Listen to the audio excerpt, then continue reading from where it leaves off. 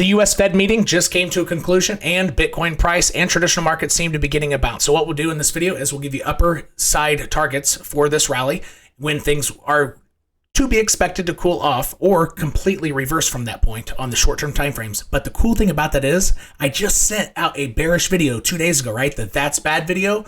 Well, the upper end price targets are the invalidation points for that video. So until price gets there and uses it as support, the exact levels I'm going to give you in this video, that video is still completely valid. It's 100% valid. And a lot of folks who don't understand fully the differences in timeframes, I was talking about the monthly chart. So a 3 or 4 day rally within there, staying below the center axis of that video, which was the monthly 10 EMA. As long as price is below it, that video is still valid and it's still most likely to play out. And I'll link you to that video at the end of this in case you missed it. So, and the last thing we'll cover as a bonus here, I had a Twitter follower and she gave me a really cool comment. And as of now, her analysis is correct. And it's something I did not catch. In terms of there were 6 red weeks in a row on Bitcoin, which has never happened before, she claimed, and I back tested that, and that's right. And so shouldn't that increase the probabilities that we have at least some sort of rebound this week? And it seems to be playing out a different type of way, not even taking into consideration the Fed meeting, but we're going to take a look at that at the end, and let's dive in.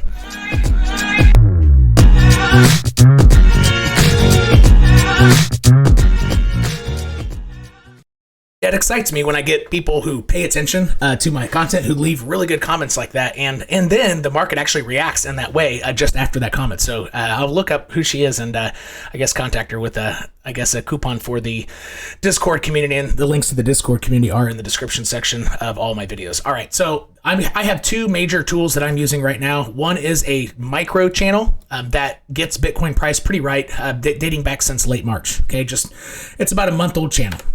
That's the first tool, and Bitcoin is at the top of it. The second tool that I'm using, that I will be using in this video, and again, this is the box that I drew like a week and a half ago. I said, I think it's going to hit this box somehow, some form, like exactly in this box, whether it nips the right-hand corner or whatever.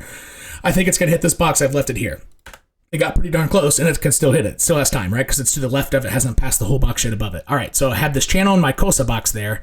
However, I have the quarterly channel here. So this goes back several months, back to roughly, January. So the beginning of 2022, Bitcoin has traded in the same beautiful channel.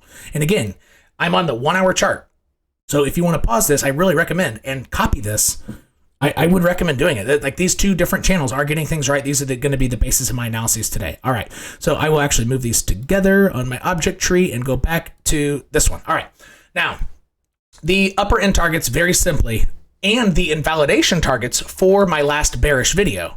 So again, my last video is very bearish and we're getting upside. So people who don't understand timeframes are going to say, I told you trading the opposite way of what you said is the best thing. I mean, yeah, maybe if you're talking about 5-minute stuff, but I was talking about monthly. So it's completely different. And the exact point, which could be a target for this rally, is the monthly 10. So Bitcoin is still, it needs to go up 8% and get above there and stay above that 8% from current price after this current pump. Right? So that video is still completely valid and probable from a statistic and math standpoint. It's still probable until price gets above this and stays above it and proves it as support. It's got a long way to go until my last video that has the that's bad thumbnail. All right. It's completely valid and still statistically and mathematically probable in the longer term. But it was on the monthly scale, right? And the center axis, Spanish speakers, el eje of that video was the monthly 10. And price, as we can see, is clearly way below the monthly 10. It's got a long way to go. All right. Now, the cool thing about this is, check this out. Would that bring price bullishly out of this trading channel? Absolutely. But let's look at how much overhead resistance we have on top of this. So not everybody looks at monthly EMAs. A lot of people look at weekly EMAs, which are very, very powerful too. And the 3 most powerful ones are particularly during bearish times, are the weekly 10, which is right here, the weekly 21, which is right here, and the weekly 55, which is right here. So Bitcoin is going to have a hell of a time getting above that box.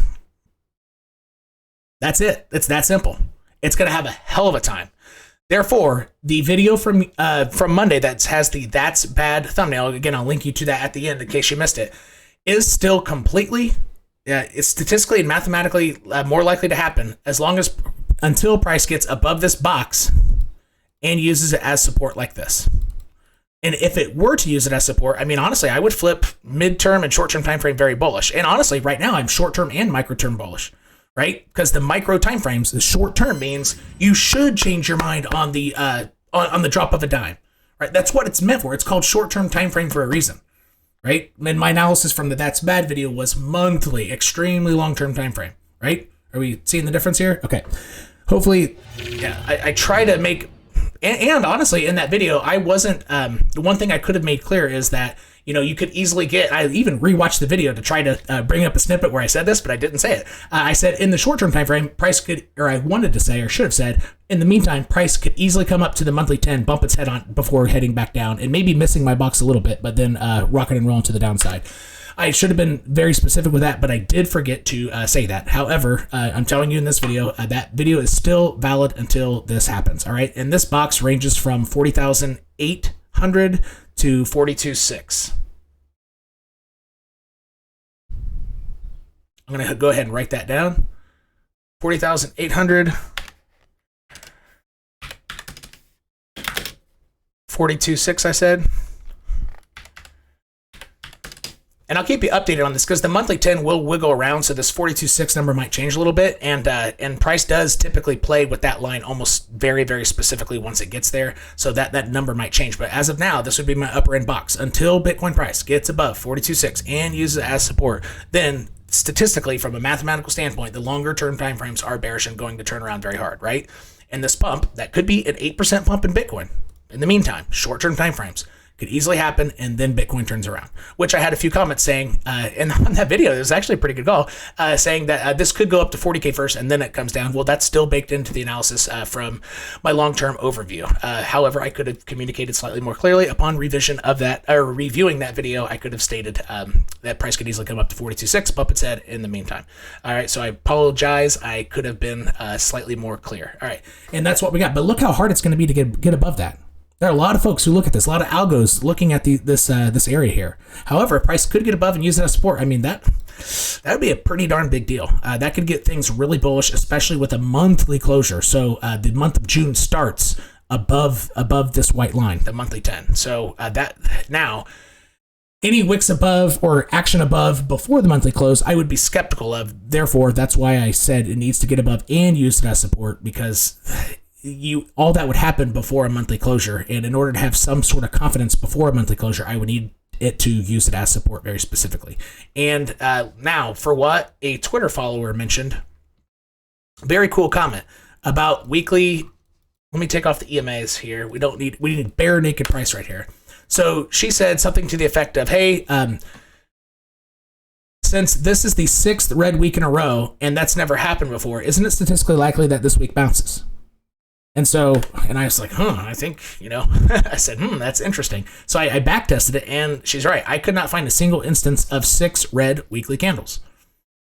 There are some pseudo versions of it, but technically it has never happened, because those times like this, it is split with a rebound in the middle. You don't get 6 in a row. And some of these instances that are similar to this, they're doji candles where it barely closed green, but it still had a wick up, had a rally, and closed green. There isn't a single, so this is all the way back to 2018, going back to a different bear market. You'd only hunt in bear markets, obviously. 1, 2, 3, 4, 5. So this had 5. 1, 2, 3, 4, 5. And I think that's one of the 2 cases where there are 5. 1, 2, 3, 4. Doji candle, then big 5 in capitulation. So that could be what's brewing right now, just a heads up.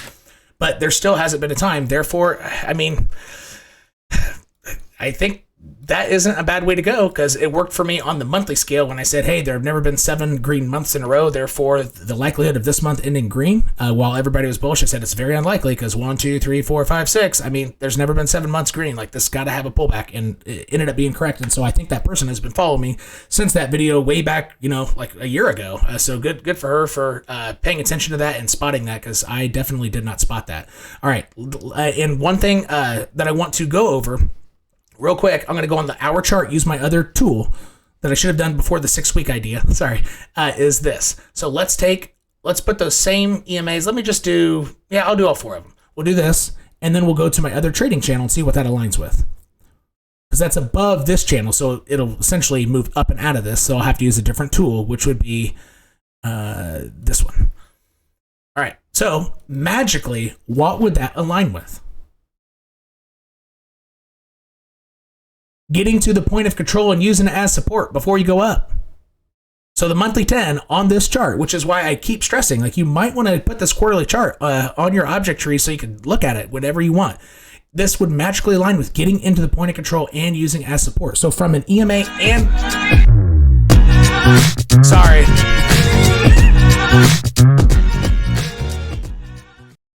My fault. It's the second time today I've done that. I did that on my daily update as well. But anyway, so magically, this seems to align both from an EMA standpoint and a structural standpoint. Therefore, more people with different trading styles at that moment, if that happens, will come in and be buyers. And that's when you want, so you always want to trade on the side where most people are trading, right? That the trend is your friend is another way to say that.